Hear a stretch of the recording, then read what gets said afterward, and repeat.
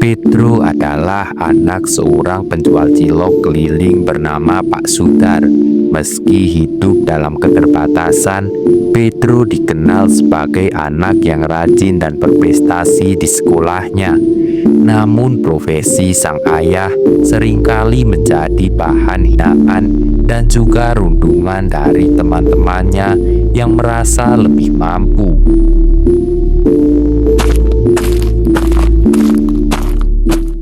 Pak, Bapak ada rezeki lebih gak hari ini?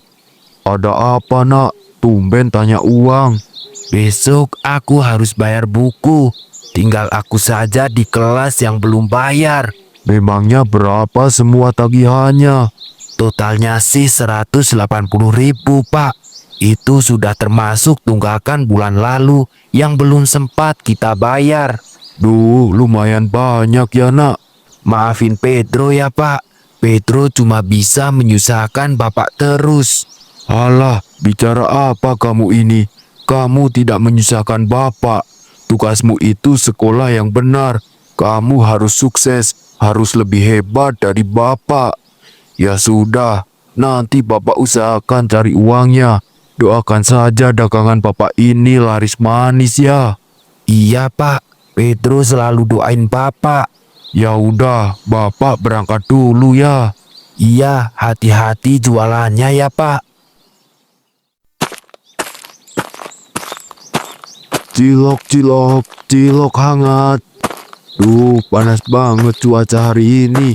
Mangkal sini dulu lah. Cilok, cilok, cilok hangat. Cilok, cilok, cilok hangat.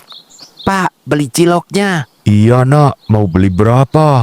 5.000 saja, campur ya Pak. Baik, siap nak. Papa bapaknya Pedro ya? Loh, iya benar. Kamu temennya Pedro di sekolah ya? Wah, jadi bener toh. Pedro itu anak penjual cilok. Memangnya kenapa nak?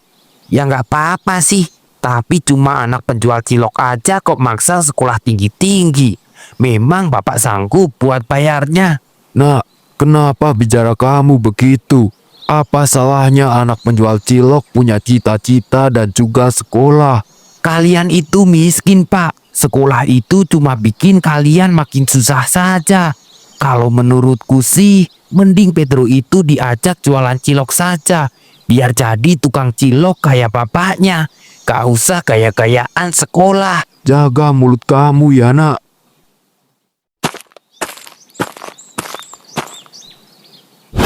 Aduh, wah berani kamu ya pak sama aku. Aku aduin papa aku nanti kamu. Aduin aja sana. Emang kamu yang salah. Ngomong gak pakai sopan santun. Emosi Pak Sudar pun sudah tak terbendung lagi. Dan saat ia baru saja sampai rumahnya, tiba-tiba Denny datang bersama papanya dengan wajah yang sangat marah. Itu pak orangnya yang tadi mukul aku. Hei, kamu Sudar, berani kamu nampar anak aku ya? Salah anak kamu sendiri, bicara sama orang gak sopan. Lah, kan emang bener kata anak saya. Orang miskin kok mimpi sekolah segala. Gak bakalan anak kamu bisa sukses. Sekarang saya minta ganti rugi 200.000 buat pengobatan anak saya. Kalau tidak, saya akan kasuskan ke polisi nanti. Saya nampar anak kamu juga pelan pak, biar dia tahu sopan santun. Saya gak mau tahu, intinya kamu yang salah. Mana uangnya? Daripada aku ambil paksa nanti. Dengan berat hati, Pak Sudar memberikan uang kepada Pak Bondan yang seharusnya uang itu ia gunakan untuk membayar sekolah Pedro.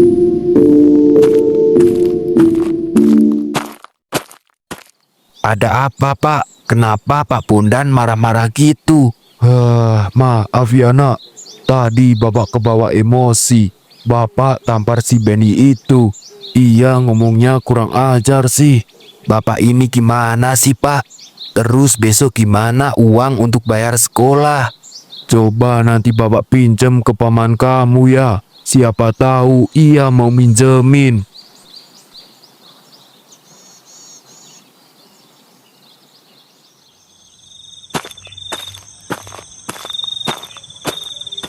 Assalamualaikum, Mat.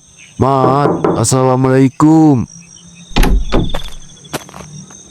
Waalaikumsalam. Pak Sudar, ada apa Pak? Tumben malam-malam kesini. Gini Mat, saya mau pinjem uang Mat, buat bayar sekolah Pedro. Duh, maaf ini ya Pak. Saya emang ada uang, tapi emang Bapak sanggup kembaliinnya nanti. Saya janji Mat, nanti kalau ada uang, saya akan langsung kembalikan. Gak, saya gak mau pinjemin. Kamu buat makan aja susah, apalagi nanti buat bayar utang. Sebaiknya Bapak pinjem dulu ke yang lain sana. Usaha Pak Sudar pun untuk pinjam uang gagal total. Ia pun pulang ke rumahnya dengan perasaan yang sangat hancur.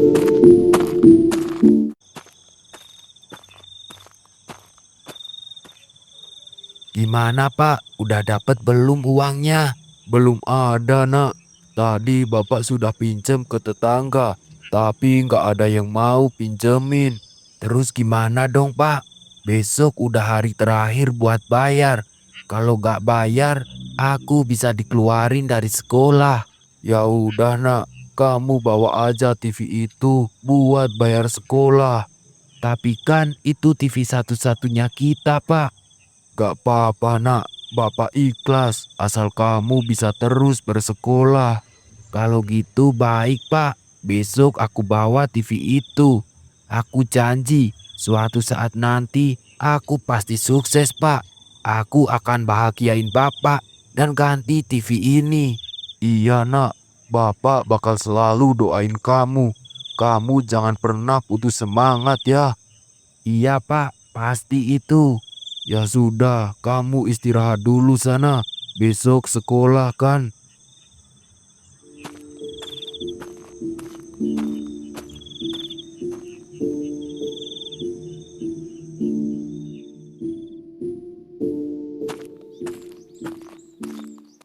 Lihat tuh Kak, ngapain tuh si Pedro bawa TV ke sekolah? Mungkin buat bayar sekolah kali, kan sudah banyak tunggakannya. Iya juga ya, yuk kita ejek dia. Ayolah, gas.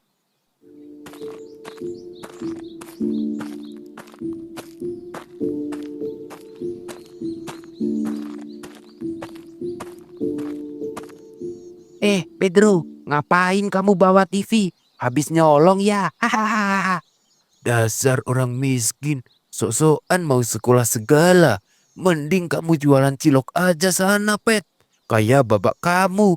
Udah kah? Nanti Pedro nangis. Yuk kita masuk aja.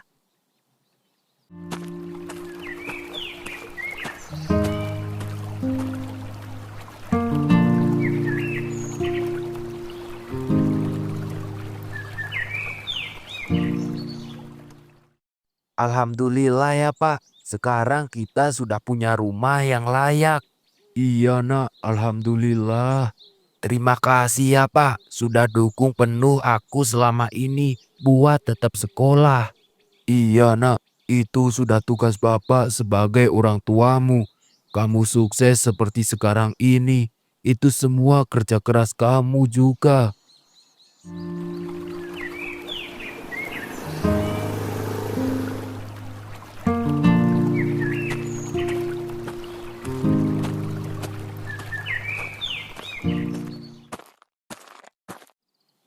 Ega, Benny, mau kemana kalian? Pedro, kita lagi cari kerja nih, Pet. Kamu kelihatannya sekarang udah sukses ya. Aku malu sekarang. Dulu kita sering ejek kamu miskin dan gak akan bisa sukses. Iya gak apa-apa, aku sudah lupain semuanya kok. Ya udah Pet, kita pergi dulu. Tunggu dulu. Kalau kalian mau kerjaan, aku ada info loker nih. Tapi cuma sebagai cleaning service. Beneran, Pet? Aku mau banget. Udah setahun lulus sekolah aku nganggur. Yang penting ada penghasilan buat kebutuhanku. Iya, Pet, aku juga mau. Dari cerita berikut kita dapat belajar bahwasannya setiap roda kehidupan pasti akan berputar, kadang di bawah dan juga bisa di atas. Kesuksesan di masa yang akan datang tidak tergantung kita lahir dari keluarga kaya ataupun keluarga miskin, tapi dari usaha dan doa yang tak pernah padam meski segala cobaan menghampiri.